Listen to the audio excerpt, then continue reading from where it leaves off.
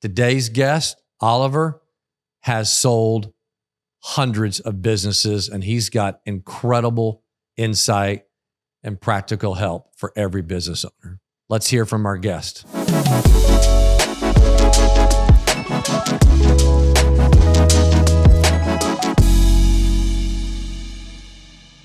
Welcome to Decision Points. I'm Doug Hudson. I'm Scott Wood. Man, welcome Oliver Cohn, SVP of Bulkley Capital. Yeah, thank you. What's up? Thanks for dressing up too. Yeah, yes, I felt like I should, but like you were just mentioning, I erred by wearing socks today, so That's I okay. apologize. No, if there was an error made, it's probably on Scott and my part for not wearing socks. That's right. You're so dressed up. Socks and a sport coat. Thank you. Well, I'd like to say it was for this meeting, but I had a meeting before this, so I was already dressed up. Well, I'm noticing a very beautiful sound in your voice. Okay. So let's start. Let's start there, yeah. Yeah, where are you from? From England originally, grew up over there, did my undergrad over there, and my dad was already living in Dallas, so I used to come in the summer holidays. And when I finished university, I thought I'll go and hang out there for a couple of months and see what's up, and then go back and decide what I'm going to do. And that was in 1996. Never went back. So here I am.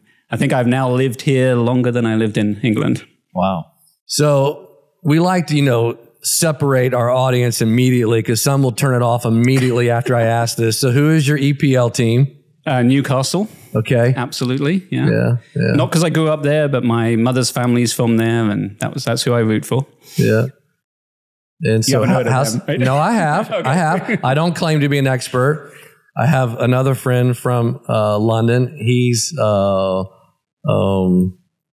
my gosh, I just drew a blank on who's the team everybody hates. Manchester City. No, but they all do hate them. Arsenal. Chelsea. Let's just go down the list. Tottenham. Oh, Tottenham. Okay. Do you agree that everybody hates Tottenham, or is it not? I think nowadays it's Manchester City. They took all the money. Yeah, because they're the Yankees, or right. yeah. Exactly. But he's been over here about 6 or 8 years. So he's kind of said Tottenham, it might be like the Oakland Raiders of our football, which is now, of course, the law. So everybody kind of likes to hate on Tottenham, but it sounds like I think you're right. All the money now hates. Right. So you keep up with it? Yes, I watch it every weekend. So it's it's great over here. When I moved over here, I could see more soccer games than I could when I was back in England, because just the TV pretty much had them everywhere. Yeah, so just the now, streaming and everything. Yeah, exactly. So now it's Saturday morning, I get up and I can watch, 5 games or something. So it's great. It's big in our office. Yeah. I know Mark Gelbach, one of our co-founders was Scott. He's going to now get mad at me for not. Bundesliga? That's a league though, right? German, Is that a team? Yeah, it's a Germany team. Yeah. But he and another one of our analysts, they're talking about it all the time. Yeah. It's grown so much. So how'd y'all do in the Olympics? Was it not great? It wasn't a trick question. Oh, okay. Like bragging about It wasn't really what? the US. Okay. No. I think UK, Great Britain came 4th or 5th in the medal table. Yeah. So not bad. I think it was a little better than that, actually. Maybe 3. There's a few things. Because I think we were UK was always pretty good 3 at. and France was 4, I Were think. they? So horse jumping, like riding horses, we're pretty good at. Yeah. Sailing boats, like sailing, seems like, and rowing. Those except are for the pretty Americans important wanna row this skills. time, but That goes back to your history. You needed to be able to ride a horse across, and you need to be able to take a boat across. That's phenomenal. You still have family there? Yep, got a lot of family. My mother's primarily is still there, and all our kind of extended family. So, yeah. I'm actually heading there. My wife and I are going there tonight. Oh, wow. We're off. No way. I figured I'd do this interview and get out of the country. As fast as you Wait for the can. interview now. What are you going to tell us? Exactly. You're going to drop all kind of bombs on us.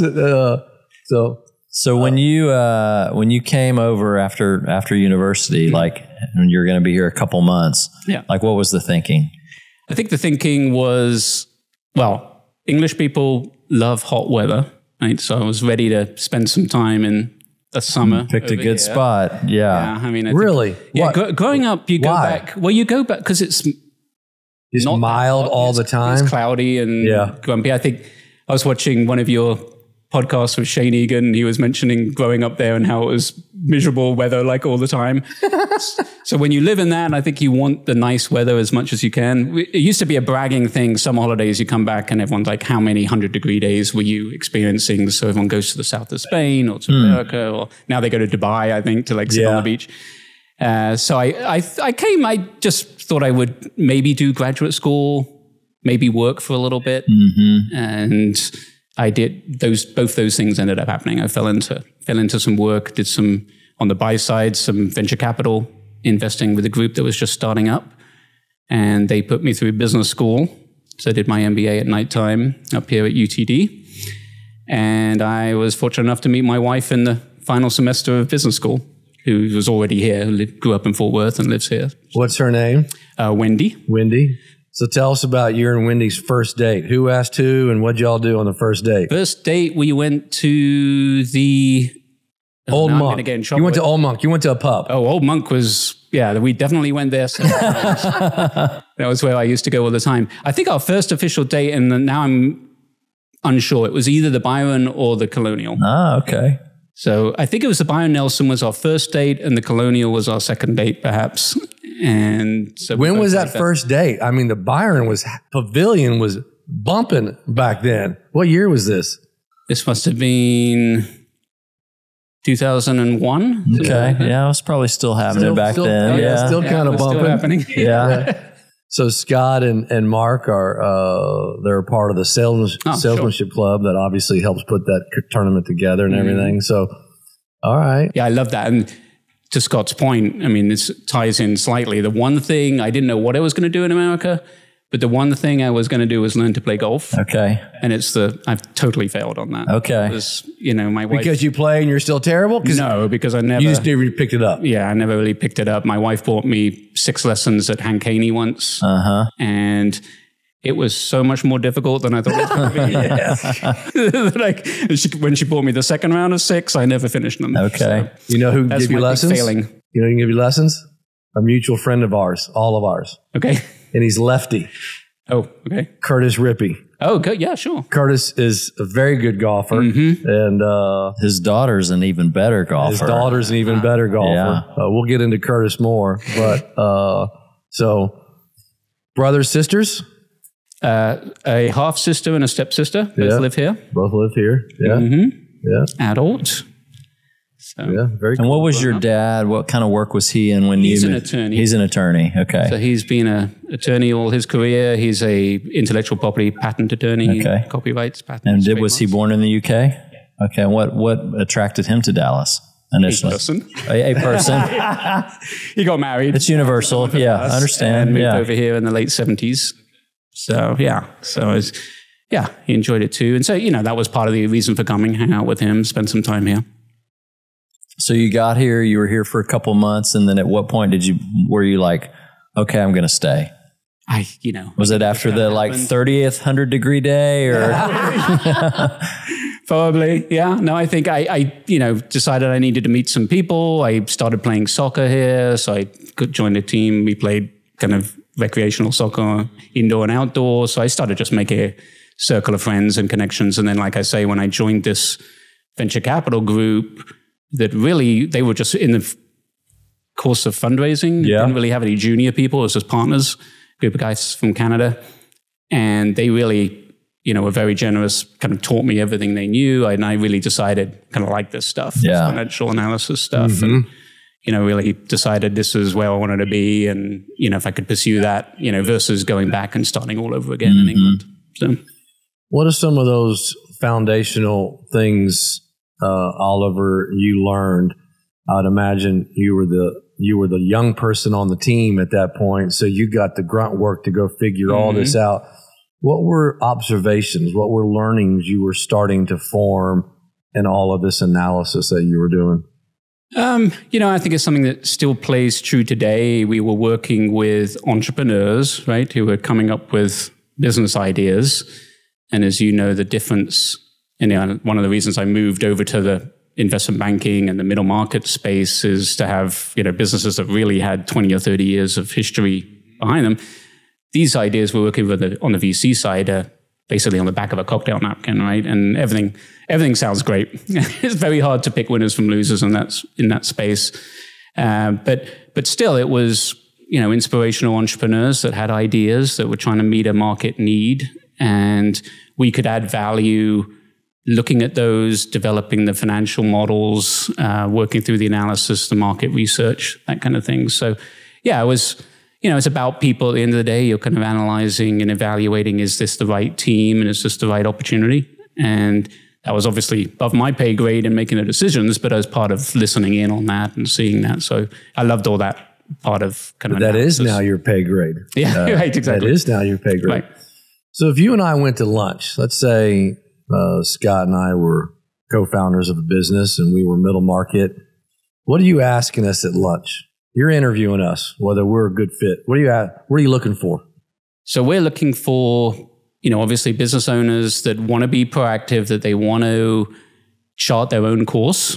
I think one of the things we would say, secrets to success or recommendations for business owners, if you're thinking about selling, and I think this aligns with everything you think and how you work with your clients, is, don't try and time the market, just like on the stock market.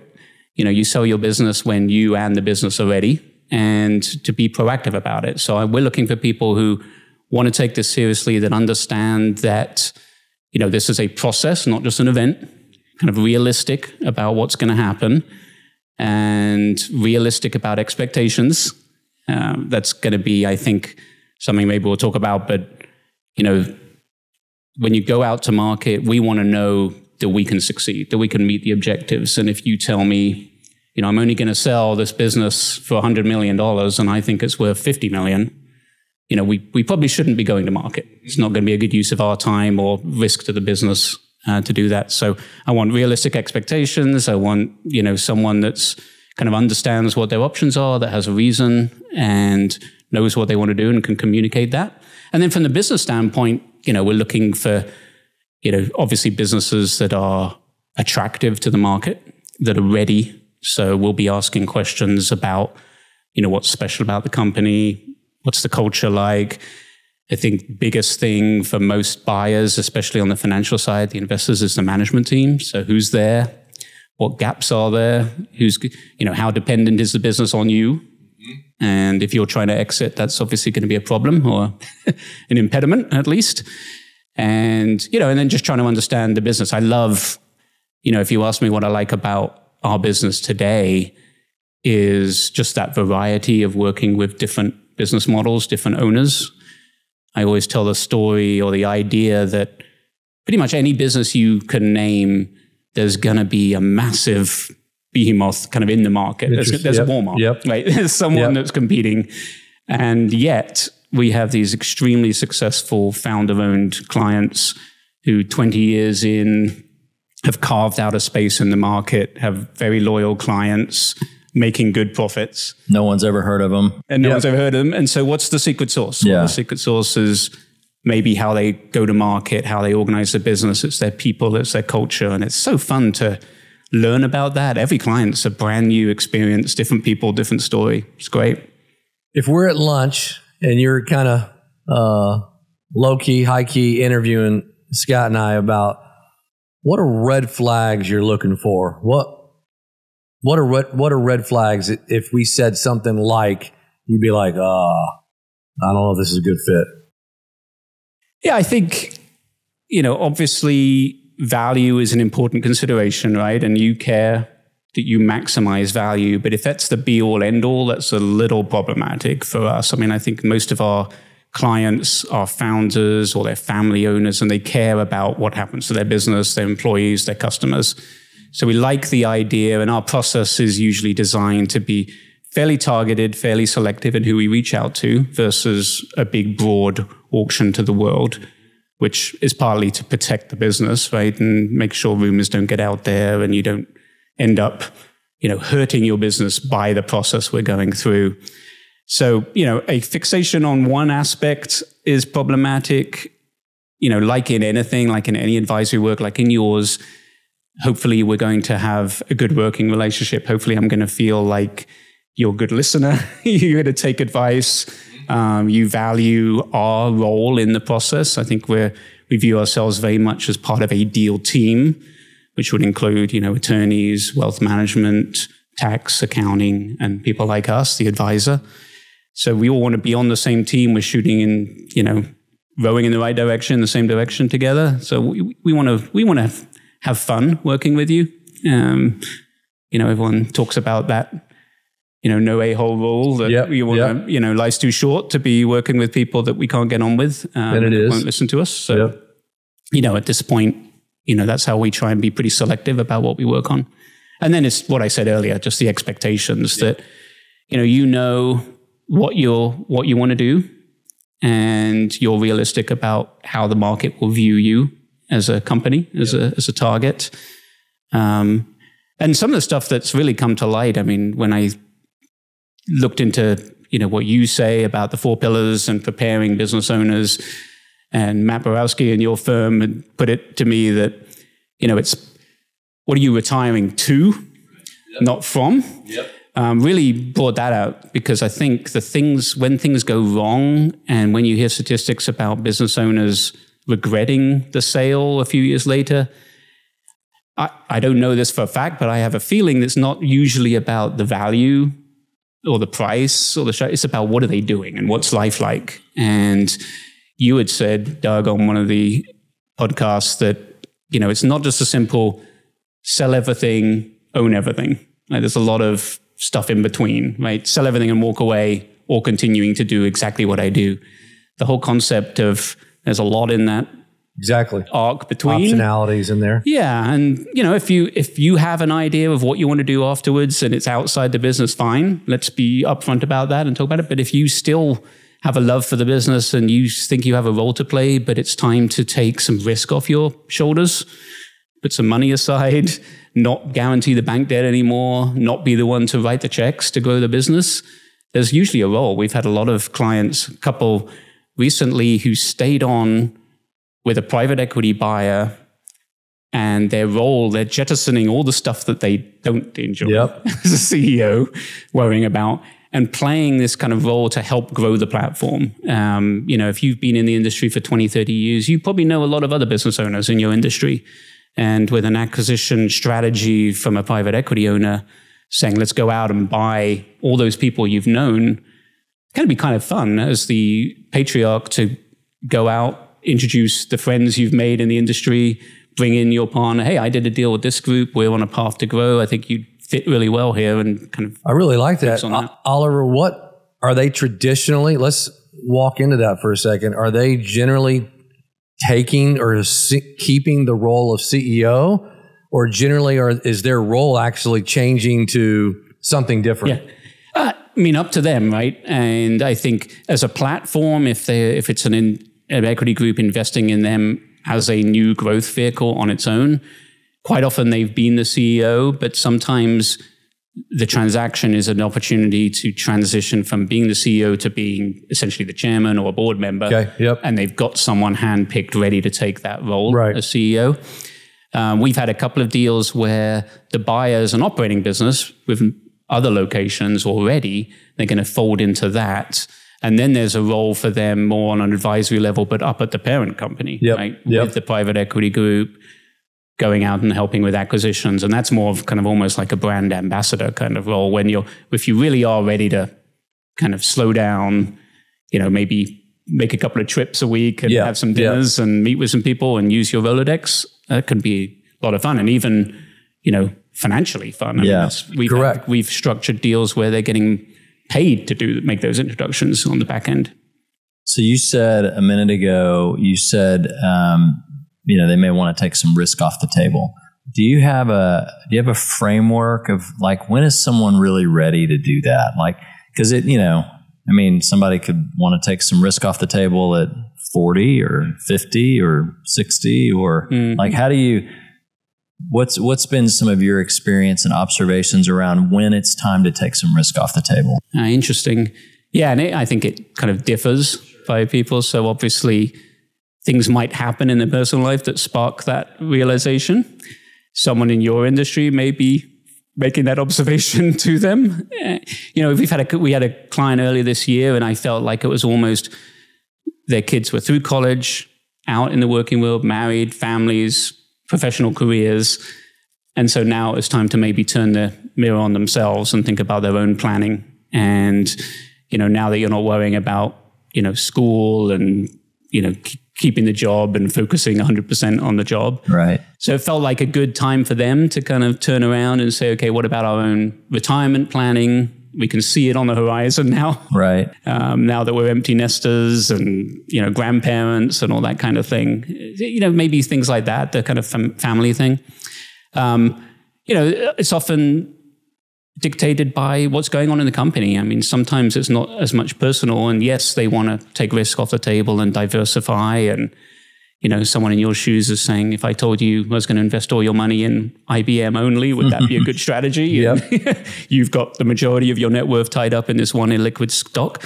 So they know that intuitively.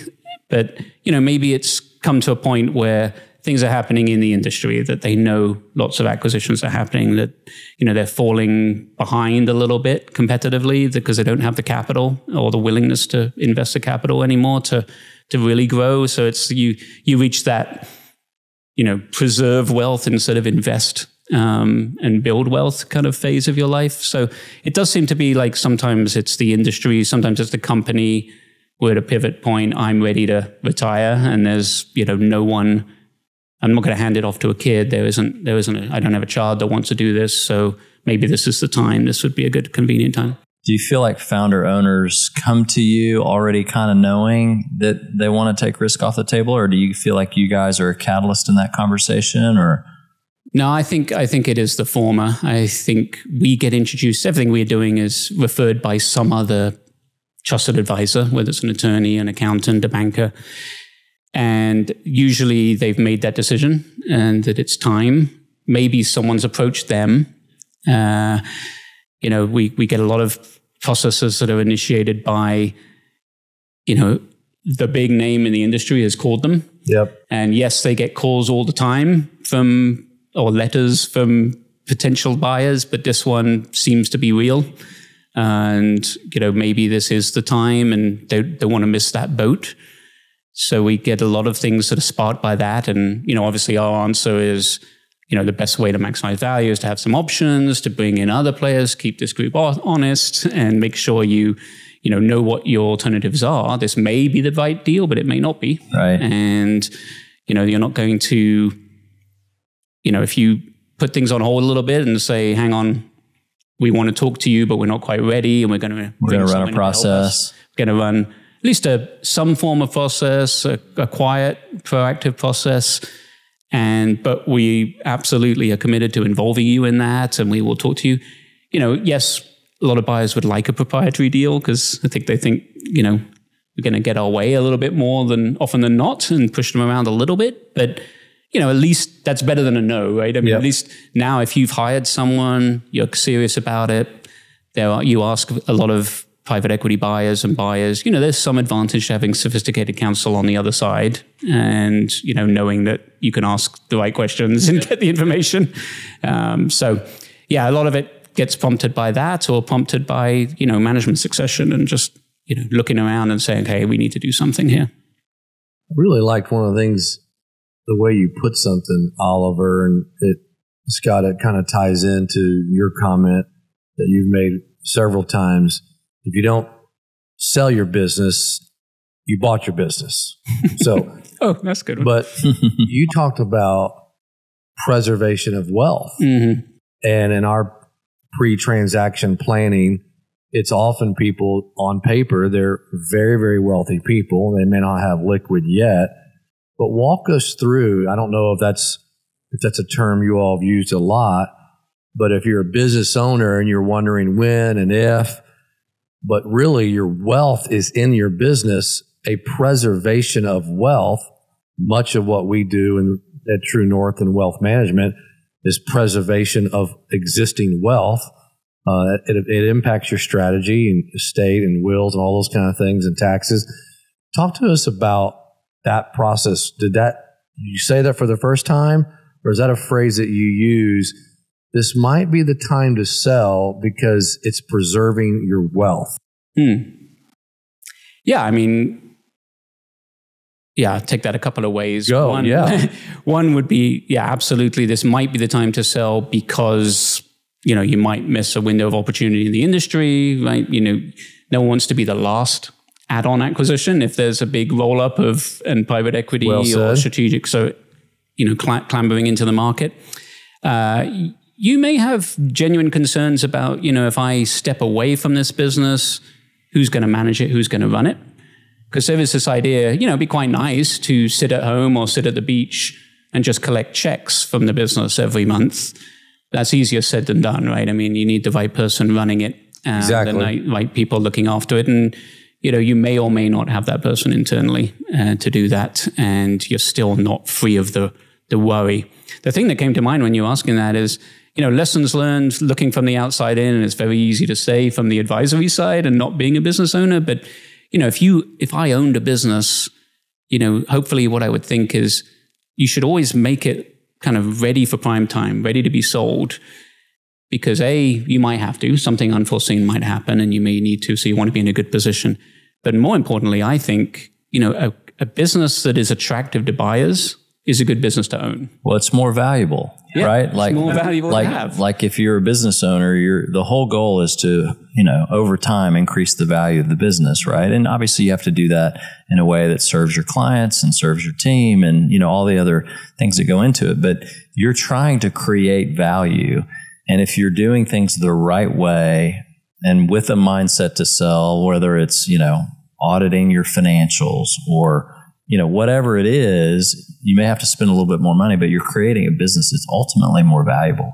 Ultimately more valuable, ultimately a lot less risky normally, because a lot of the things that drive value for buyers are reduction of risk from their perspective. Like, what am I buying? Is it going to be like this forever? Is it wholly dependent on one person? Are the processes documented? And is it in compliance? Whatever it might. Is it well diversified in revenue and customer base? Are these good customers? And, all those things that a buyer's going to check boxes for a buyer mean that it's a good business to have and it's worth something and it's growing in value. That's really valuable what you just said.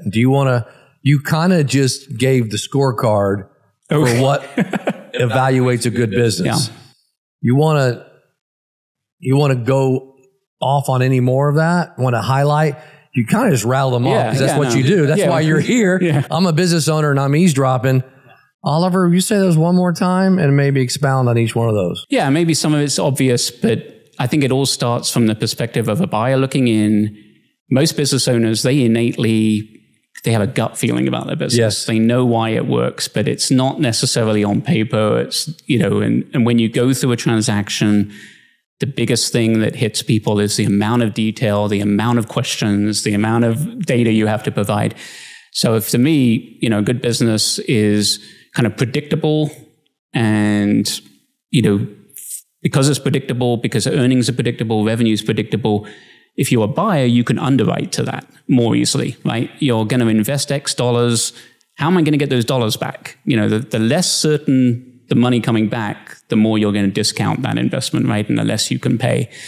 So predictability comes in documentation of processes. It comes in, everything's knowledge being institutionalized, not in the head of people.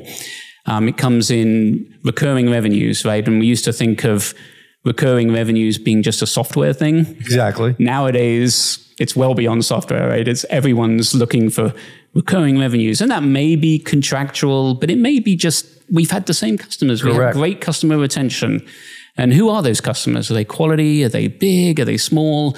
Are they well diversified? Who's your management team? Mm-hmm. So when we talk about overdependence on the owner, you want to see, there's always a suspicion, whatever the owner said, that if I give you $50 million and you go and buy all the toys you've ever wanted, am I really going to have your attention to run this business going forward?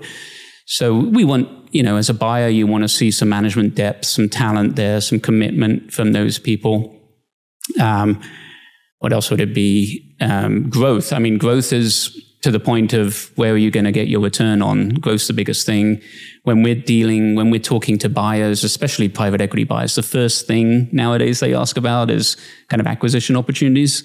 So it's even faster growth than you've been able to do organically. And, if you can hand over a list of targets. I mean, we sold a business, a fourth generation family business here several years ago in the distribution space. And part of our marketing materials to the market was, look at where we are on the map. Here's some other people, and we know them. We've been on vendor trips. We've known them for years. They are other family businesses like us.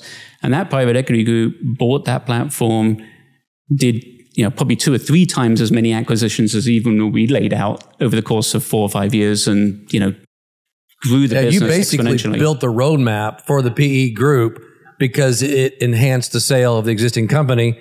Here's the top 10 target acquisitions you should go get right now. Yeah, actually. Here's their phone number. Almost, yeah. Yeah, exactly. And then a role for our clients who were selling to, we can make warm introductions. We know these people personally and we know their situations. So yeah, I think growth is a huge thing. And then, data collection, being able to answer questions. I mentioned a minute ago, the level of detail that buyers want to know, that maybe owners kind of know, but they don't have the actual data. I mean, every buyer will tell us, oh yeah, we do about 60% of our businesses in this space, but a buyer is going to say, okay, great, show me.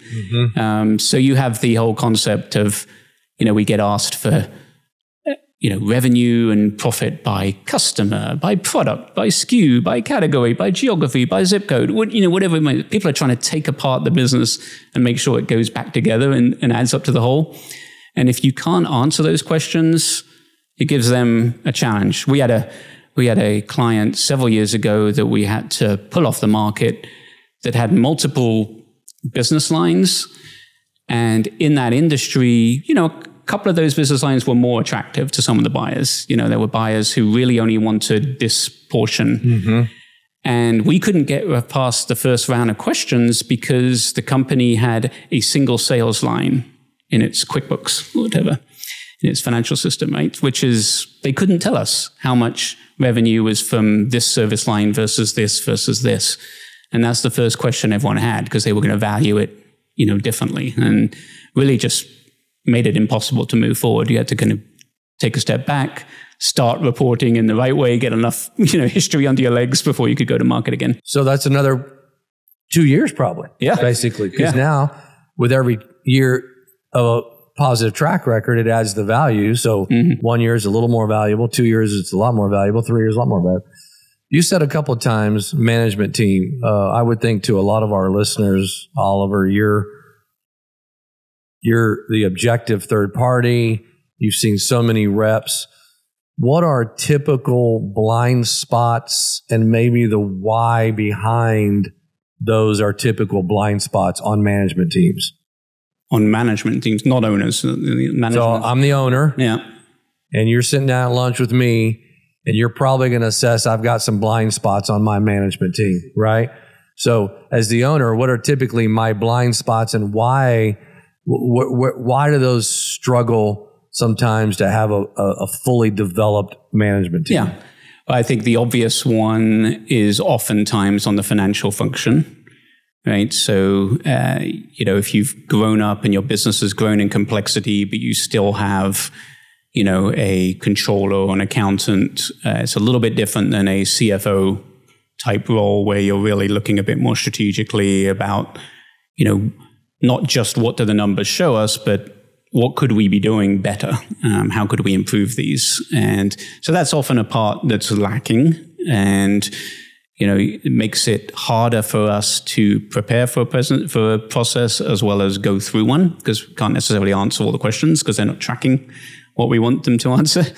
So that's one that, I think, it behooves people to upgrade their financial talent as they grow and as complexity increases. And there's no reason not to lay a CFO on top of, a controller or accountant type person to help you as the business owner really think strategically. I mean, I think people say, accountants look backwards and CFOs look forward. And, I think that's what's often missing. And business owners are often very focused on customer service and people, maybe, and not so much on the financials. And maybe the bank account, but not the rest of the financials. So that's, some expertise that, that's definitely often missing.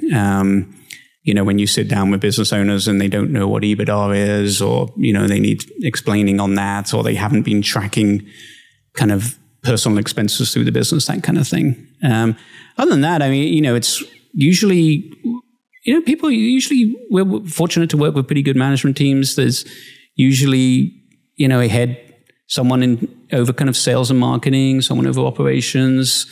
The one piece, the obvious piece, right, is, if they are heading towards retirement or exiting out of the business, is there a logical successor? That's the problematic one. Because if there isn't, that's going to require either they stick around for longer than maybe they would like, or put more money back into the deal. Or, at worst, just have buyers kind of question, well, there's no one here to carry this on. So I think in that case, if you don't want to be stuck there, it'd be good to have someone ready to be the heir apparent. Scott, unless you want to go somewhere else, coach us up there, Oliver. Okay, so you got 100 founders in the room, and you use the old, if you got hit by a bus today, coach them up on pragmatically, strategically, how to start thinking succession planning. Because what I just heard you say, you're going to get less for your business if there is not an obvious successor at the table at the transaction. I believe that, unless you are proactively saying, I've still got 20, 30 years in me and I'm ready to go and I just need a partner, which, we have a lot of those deals too. And those can be very exciting. The coaching part is to, be thinking about that every day. We talk about, someone said, board's role is to think about succession and to be asking the question, what if you get hit by a bus? I think that's how business owners, even if they don't have boards, should be thinking about it. It's aligned with what I said earlier about institutionalizing knowledge and expertise, so it's not all in people's heads. It goes the same for the owner. You've got to start bringing someone into those meetings, bringing someone into how the employee base views them as this is the next person. It's tough. What is step one? I'm listening right now. I'm like, Oliver, it just sounds like so much work. Step one is like the business owner has to commit to like going down this path, because it's a long path, right? Like you said, maybe you're in it for 20 or 30 years. Okay, I'll give you 20 or 30 years. But like, if you think even in 10 years you're going to exit, like you got to kind of start that conversation now. We're at True North. Mark and I are 57. We get asked all the time, like, when are you guys going to be done? We're having the time of our life, and we're enjoying every minute of what we do and have no intention of slowing down anytime soon. However, we are systematically extracting ourselves from the business, the dependency on the business, the dependency of the business on us daily. Like we look around and it's like, okay, where is the business dependent on me individually or Mark individually or the two of us?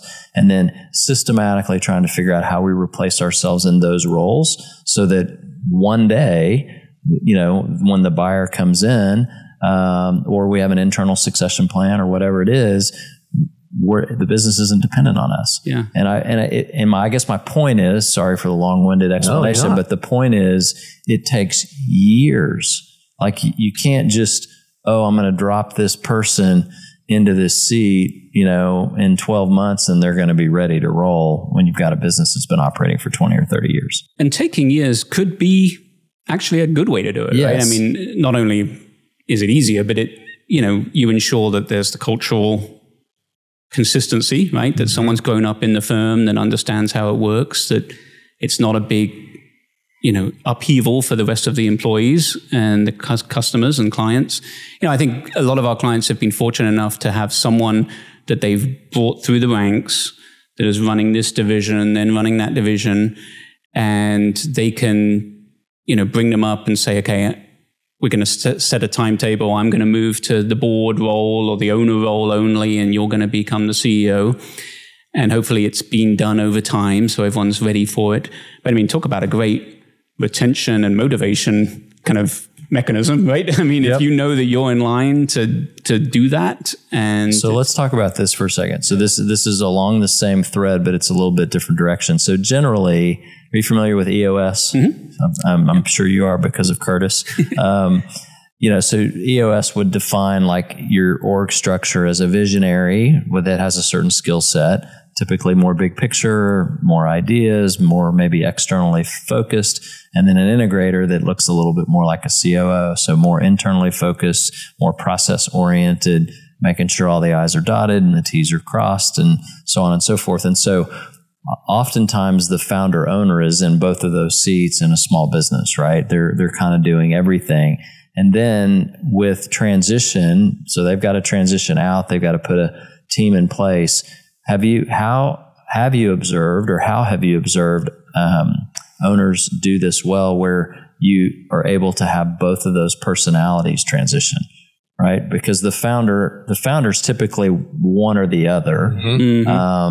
So then the founder leaves, and I think a lot of times the traditional thinking is, if I can just get an operator in there, I can go sit on the board. But if you have an operator without the visionary, which is the idea person that's kind of fueled this thing over all these years, if that piece goes away, how do you replace that piece? Yeah, right.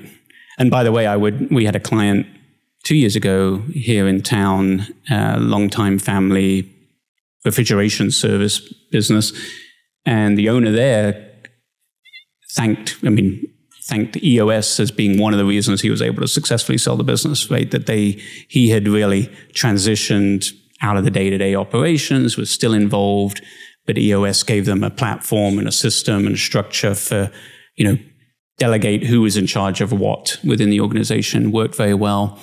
There we ended up, selling to a private equity-backed platform that was buying multiple things in that space, because they felt that internally they didn't have the successor for him in the visionary spot, and no one that really wanted to take over that role, which is, particularly hard, I think, in a family business that's so wrapped up in the identity of the family and that kind of thing. So it's hard to be an outsider, a non-family member, and jump into that.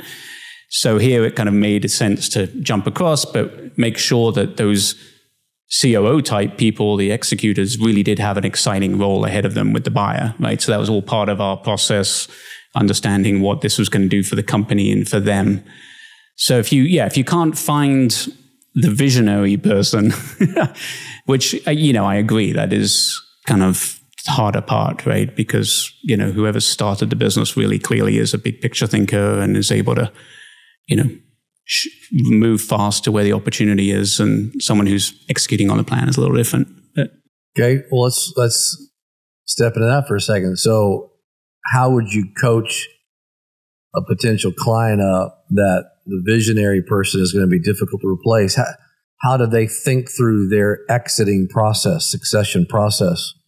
If I came to you and I said, hey, Oliver, I'm really thinking about exiting in a year or two. I'm really struggling. I've got some great execution people. I don't know that leader, but I'm whatever age and I want out. What would you tell me?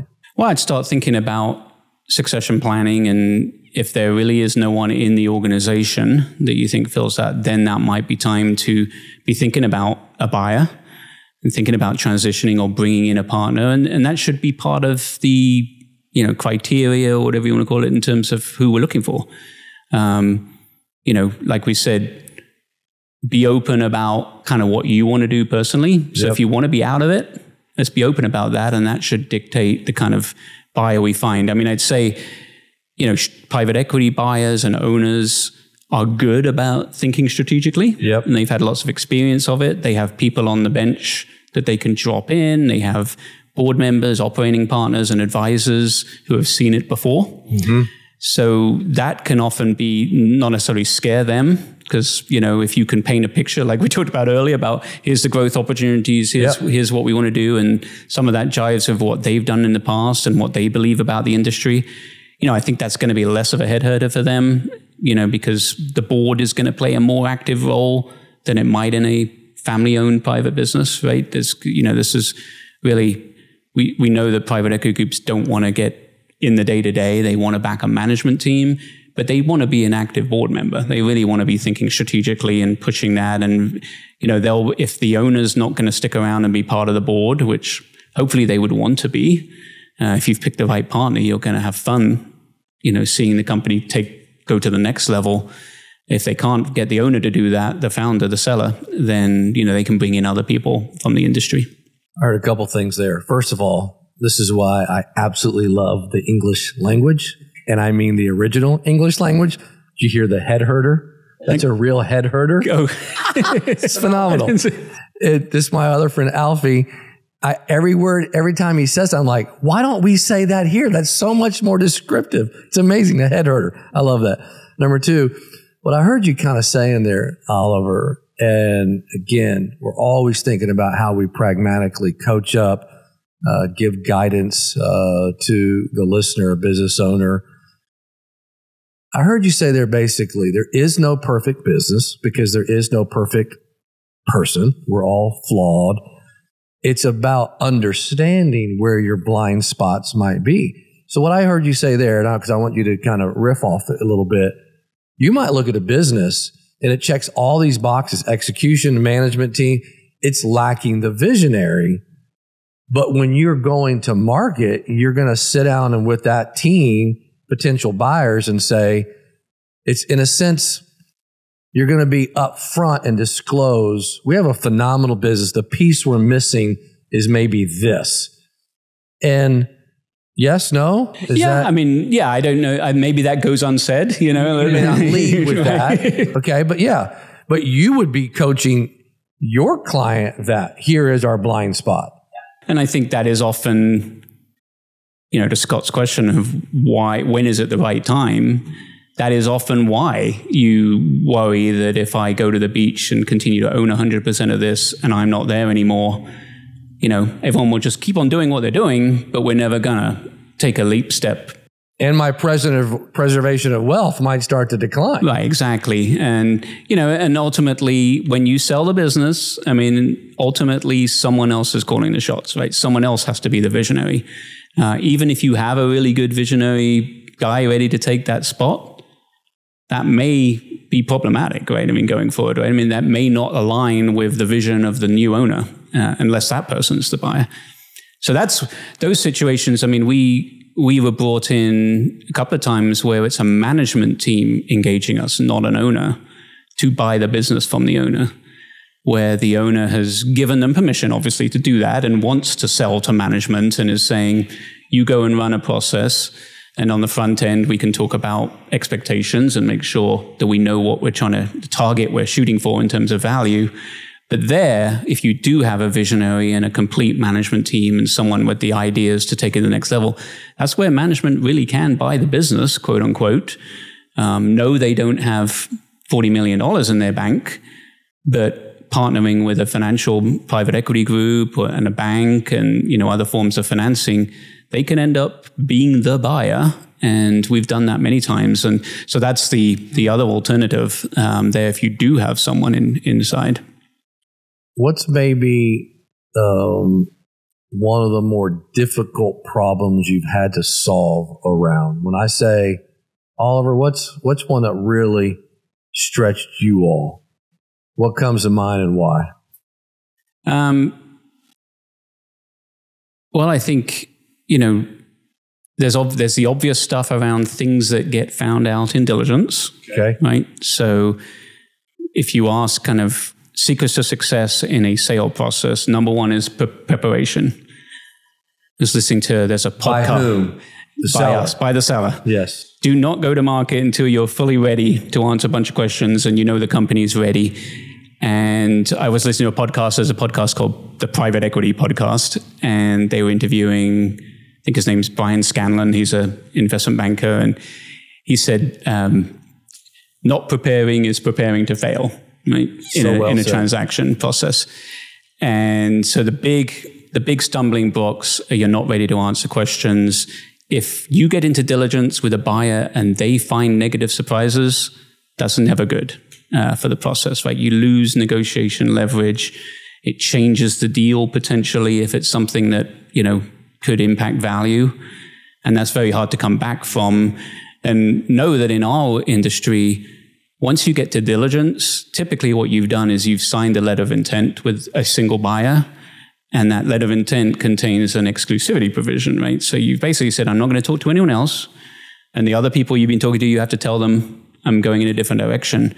So when do you think you lose your leverage in the negotiation? Right at that point, right? Yep. And so you want to make sure that everything's going to stand up to diligence. And that's really both financials, so legal stuff. So we've had stuff obviously come up, that wasn't clear, that maybe clients didn't tell us, maybe they didn't know about. Could be, around here, it could be workforce, qualifications, and it could be other legal tax stuff, whatever it might be. Typically, it's around the numbers that there's something you haven't done, which is why we're big proponents of kind of a sell-side quality of earnings report, which is basically what a buyer would do with an accounting firm, but you do it up front for yourself. You uncover anything. If you tell people on the front end something that's maybe negative or brings down your earnings, they can't use it against you later. Yep. And so, you want that offer that you've signed up to be a real one. I think we've heard of clients that have tried to do it on their own, for example, and, you sign a letter of intent and they've given not very great information and they haven't really scrubbed their numbers, and the buyer say, oh yeah, I'll pay you $30 million because you've got $5 million of EBITDA. And then they do their diligence and discover that really the way they think of it, you've got $3 million of EBITDA. And maybe that's fair. I mean, maybe you haven't been accounting for certain expenses or whatever it might be, or your add backs aren't true. But the seller dealing on their own is, suspicious. You're going to do this all along. You were, holding out on me. And it's very hard to repair that personal trust. Yeah, trust thing. Yeah. So we keep coming back to this message in these conversations, Oliver. It's so, and I love how you said it. Not preparing is preparing to fail. Yeah. Not my line, unfortunately, but it's a good one. It's a great line. So, Oliver, I want to go back. You mentioned private equity a number of times. Oftentimes, private equity has this sort of negative connotation as the buyer of choice, right? What has your experience been with some of your clients when they've sold to private equity? Good experience, bad experience, everything in between? Good. I think, first of all, you're correct. A lot of people have a negative perspective, right, which maybe is fair enough for some private equity groups. In our world, in the kind of the middle market, founder, family-owned businesses that are worth, 25 million up to a couple of $100 million, that's a different set of private equity groups than the big New York firms you hear about, right? Or even the Silicon Valley kind of venture capitalists, right? It's kind of the middle market private equity groups who are in Chicago, Cleveland, Dallas, Atlanta, very different personalities, right? And we've found that, the last several years, they have been a very strong force on the buy side, right? There's a lot of things from an intermediary standpoint that are good about those buyers. They typically make decisions quickly, kind of small decision-making body. Mm-hmm. They can be pretty flexible around deal terms if it's the right deal for them. We've had occasions, I mentioned a client earlier that we worked with, and they thought the process started because they were approached by a strategic. They thought that was going to be the buyer. And we said, well, we should probably speak to some others. And that strategic just consistently was very slow to get back to us. Every time we had a request about a deal term, oh, well, our board's going to meet next week. Let's do that. And then we'll come back to you. Private equity group just, you talk to the partner and they can make a decision. And which was symptomatic of what the relationship would look like post-transaction. Exactly, yep. Probably. Yep. And the strategic buyer wouldn't, would only do an asset deal, not a stock deal. They wouldn't pay. They had a line that they'd set. We're not going to pay more than this in multiple of EBITDA, regardless of how great the deal is. And, that's not how you're not going to succeed in a competitive process. But, to answer your questions, we've had good luck. I think that's part of our value add for clients is the private equity world is usually a world that business owners don't know much about and don't know people and maybe know rumors or heard of someone who didn't have a great experience. we know a lot of those people. We spend a lot of time getting to know private equity groups, how they act, what their personalities are like, what kind of companies they're really looking for. Not just any company, but the business models they like.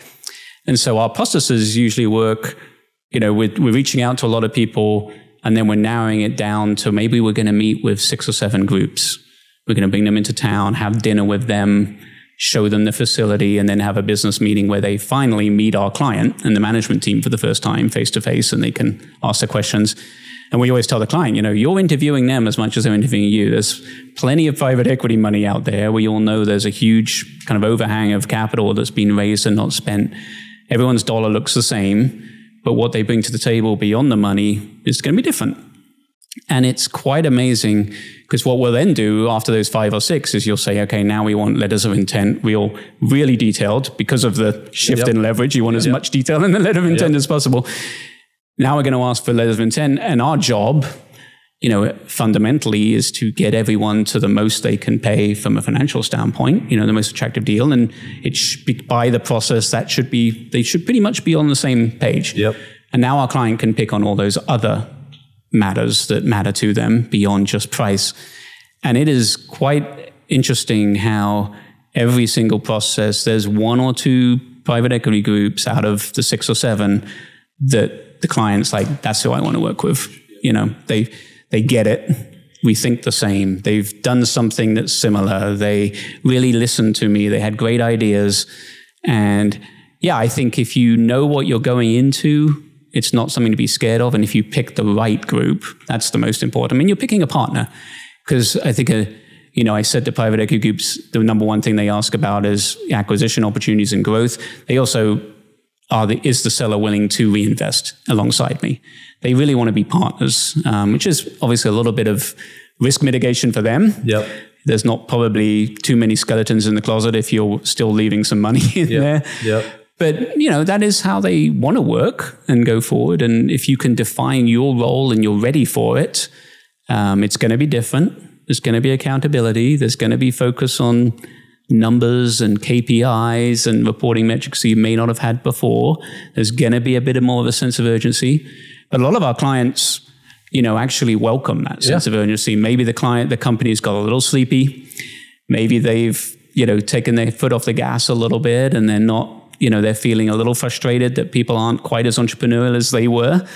I'll tell you the one thing, one of my partners in the business, Ben, has kind of pointed out, as we go through that process and we tell the story many, many times to buyers, a lot of times our business owners get more re-energized about their company. Oh yeah, it is a good company. I remember why we're special, what the opportunities are.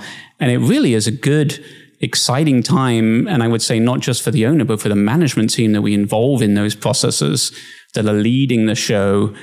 What a great kind of bonding exercise process to go through together in the bunker together, so to speak, and then come out on the other side. And not to mention that bringing in a private equity buyer, to your point, will often provide equity opportunity to those management team that they've never had before under the founder's ownership. So they're energized, they're ready to go. You've got an owner who really wants to sit down and do strategic planning and say, this is what we're going to do in year 1, year 2, year 3.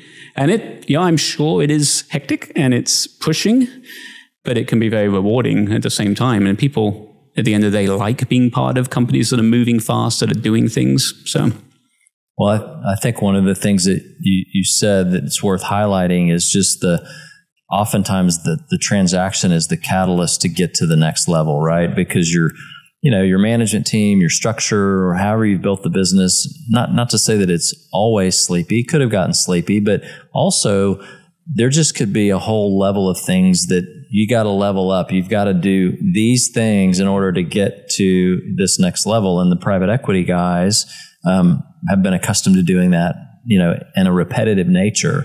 They have a playbook that they can install, and then, now it's not an onerous thing. It's look, we're running our play.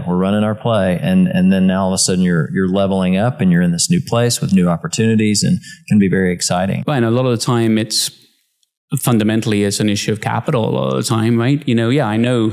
So we ask, one of the questions we ask our management teams, in front of a buyer is, if you had a blank checkbook, what would you do with this business? Which is, again, capital is plentiful if you're in the private equity world. So it's ideas, it's opportunities, it's where can I drive the return? And it's amazing how many business owners can't answer that question.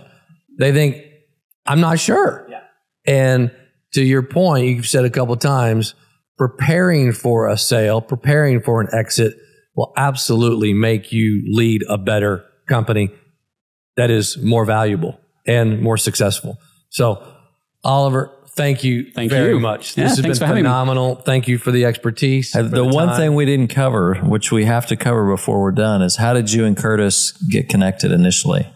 Curtis Rippey, he was a client. So he and two partners owned a HVAC business. How did they find you, though? Because I know you guys did their transaction. So, well, very fortunately, they found us through True North. So Matt Borowski introduced us, and they were interviewing investment bankers and looking to... I remember that now. That was not a plug question. I'd forgotten that was how we got introduced. No, so I think, that was the introduction. And, what a great... I mean, that was a great example of, founders that had the foresight to bring in Curtis, who had an external expertise, who then had the foresight to implement EOS and all that kind of thing and put some professionalization around the business. Young guys, all three of them, and yet feeling they're in an industry that, gosh, almost every private equity group has an HVAC platform. So they saw that happening around them and, felt like, don't want to get left behind. Yep. And, and plus, to their credit, the idea of welcoming, when you said, who are you looking for in a good client? They liked the idea of bringing someone new to the table with a broader perspective. They had grown up in the industry. That was really all they knew. They kind of put it like, we could look at 5 growth opportunities, but we really don't know how to weight one versus the other. So if we bring someone in that's done it before, that'd be very helpful. It's amazing to me, and I love golf. Every single professional golfer has a coach. These are the best golfers on the planet, but they know they need outside eyes and eyes that have lots of reps and say, I think it's not necessarily significant changes because they're already really good at what they do. But to your point, the three of them said, hey, we know the HVAC, but businesses and what businesses are buying. And they tapped a coach that said, help us get better, help us get to the next level. Yeah. There's no way that we are smarter than our clients. We've just done M&A deals hundreds of times and they haven't. You are smarter in M&A deals because it's what you do every day. Everyone has a role. Yeah. And most businesses have never done any. Correct. They run HVAC. They got 0 reps. Exactly. Right. And most people are only going to sell once. So it's a big deal. It should be hard. It should be difficult. It should need experts around the table. And it's not just the M&A advisor. It's all the advisors we talked about earlier, legal, and there's a whole team because guess what? The buyer has that team. So you should level the playing field and even up on that. It's such a valuable point. Oliver, thank you. I mean, you have your most valuable asset and you're probably going to only do this once. Where generally the buyer has done this 5 times, 20 times, 30 times. 100 times. 100 times. Yeah. So, Oliver, grateful for you. Thank you. Thanks for your time and expertise. Appreciate both of you. Thank you very much. Trip back home to... yeah, that's right. Yeah, I've got to go and pack. Thank you for joining us on Decision Points.